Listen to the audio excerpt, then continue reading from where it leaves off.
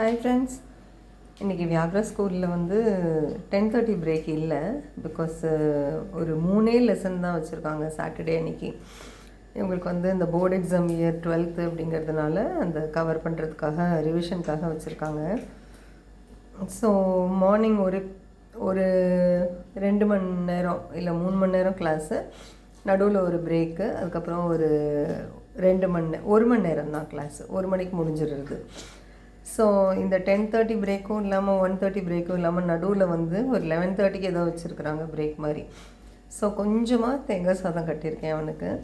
So இது வந்து French மாதிரி அவனுக்கு சர்வ் பண்ணணும்னு நினைக்கிறேன்.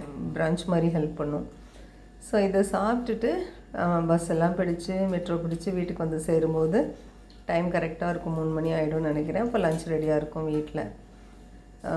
வந்த உடனே சாப்பிட்றலாம் லஞ்சு. ஸோ இன்றைக்கி இதுதான் லஞ்ச் பாக்ஸ் ஐடியா, தேங்காய் சாதம். நான் இன்றைக்கி வந்து தேங்காய் துருவி போடலுங்க, டெசிகேட்டட் கோகோனட். அதை வந்து தேங்காய் எண்ணெயில் நல்ல வாசனை வர்ற மாதிரி லைட்டாக, ரொம்ப செவக்காமல் வறுத்துட்டு போட்டிருக்கேன்.